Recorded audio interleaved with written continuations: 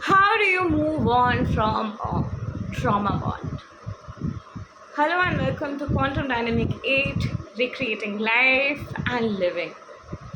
A trauma bond can get on your nerves, and literally a trauma bond can make you question that, is this a twin flame relationship? Is this a soul connection? Is there something deep here? No, I don't think my situation was that abusive. Maybe my situation was different, says everyone who is trauma bonded. How do I know? Because I myself was once trauma bonded and I had an ex who was physically, emotionally, verbally, and psychologically abusive. And having to go through that, I got to know about SP manifestation.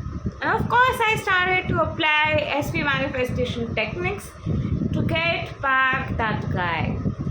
And even though I was aware that physical abuse is wrong, there was a side of me who literally started to feel like, no, maybe he didn't physically abuse because he wanted to, maybe he had some other intention, he was not healed, he has seen his parents do that, that's why he did it, he just couldn't control his anger. And that was my extreme loyalty to negativity. I was feeling extremely loyal to something that was devastating for my well-being. And because I didn't realize it consciously, I allowed myself to go through that pain. Of course, everyone would tell me that, have you lost your mind? That guy fucking abused you. Like, move on. That was no love. That was surely a karmic connection. It cannot be a twin flame connection. And here I was wondering that maybe it was a twin flame connection. Maybe he was mirroring my inner pain. Just the way I beat myself up and torture myself and self-sabotage myself, maybe he was mirroring that. And it took me a while, a lot of anxiety pills, a lot of trauma healing, a lot of inner work to start to have that sense of self-respect where I started to really value myself. So a person who is trauma bonded has no sense of self-respect. Like, what is self-love? Like, what is self-respect? Because a person who's trauma bonded is feeling like my sense of respect, my sense of love is in getting this intermittent reinforcement. When this person gives me that love, when that person just goes away and again comes back and gives me this love, this fills up my heart and soul. And it is from that state we start to become narcissist enablers. We start to feel like, oh no, they didn't really mean it. They also went through a lot of pain. That's why they did it.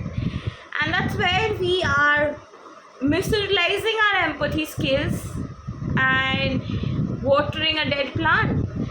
And literally, if we continue to be in that zone of torturing ourselves, it's inevitable that we are going to be self-critical. So self-critics and trauma bond goes hand in hand. Like, every trauma bonded person has that strong inner critic within and has lack of self-worth. And almost everyone who is trauma bonded had adverse childhood experiences. That is, maybe they grew up in a family which was verbally, physically, emotionally abusive, or all of them. Or there was a family member who tried to molest them. Or there was a family member who was alcoholic, abusive. There was a lot of verbal threat in the house. There was a lot of issues going on at the house. And there were constant triggers showing up where the child literally grew up paranoid and scared. And they can also have the small t traumas, like they got bullied, people made them feel bad, people compared them to others, people made them feel like they're not worthy, People really try to control them. And literally, a person who has been through so much of troublesome situations will have self-confidence issues. Like, it's so obvious that a person in that situation will develop self-confidence issues, will start to doubt their sense of self, will start to question, like, am I even good enough, will start to question, like, what's the point even of anything. And in that situation, codependency is born. In that situation, a person starts to look for validation on the outside. They start to look for validation through work. They start to look for validation through relationship. They start to look for validation by accomplishing something and getting the reward out of there to feel validated and worthy. And this is a never-ending cycle that a person gets into, and this is the state of mind that makes a person attract a trauma bond in the first place. So the person is already in a zone where the person is not feeling loved, and this person with whom they are forming a trauma bond, they're initially love bombing them, giving them the love that they were looking for all along. And once they give that love to them, once they feed their soul with that love, they just move away and maybe start to look for a new supply, start to have wavering eyes, start to make you feel jealous, makes you question your own self-worth, makes you doubt. And literally in that situation, you start to feel insecure, you start to doubt yourself, and your insecurities that were there deep within you, they start to resurface up in a very overwhelming way. And in that overwhelming state, when your insecurities are coming up, you're feeling like a mess within, they come into your life, they walk out of your life. They come into your life, they walk out of your life. Usually in a trauma bond, people resolve problems by having sex or pretending like, oh, that didn't even happen, I forgive you, let's start a new day.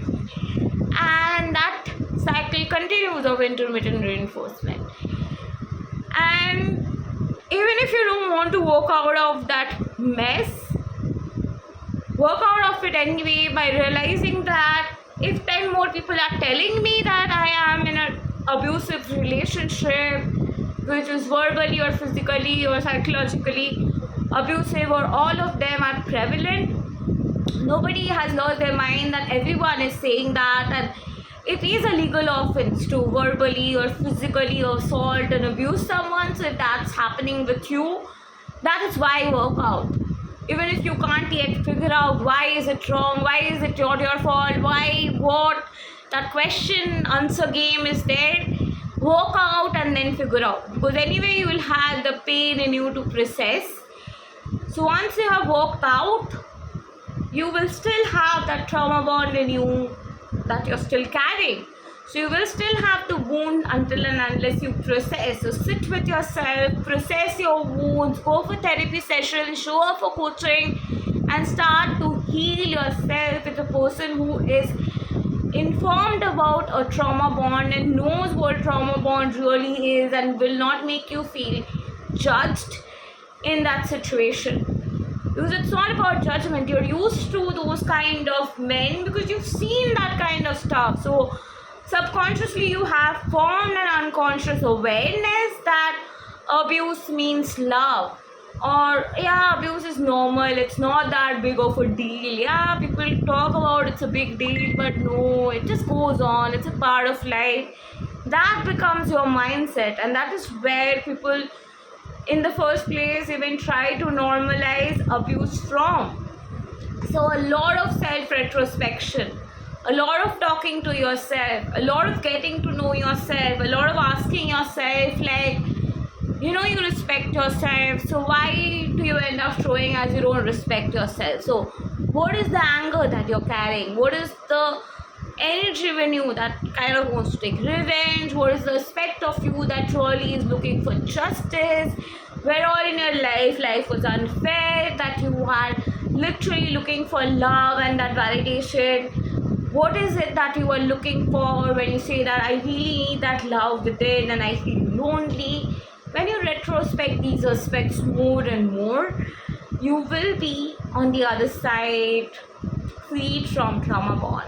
It took me years personally to get out of a trauma bond, but finally what helped me get over it was the realization that I was looking for his love, because I wanted to feel a certain way and I wanted to feel that sense of justice within, that oh, I'm good enough and I didn't deserve that. And when I started to give myself that and pretended that okay, that guy is itself telling me that I am good enough, I deserve that justice, I felt the inner sense of closure, which of course never came from the narcissist.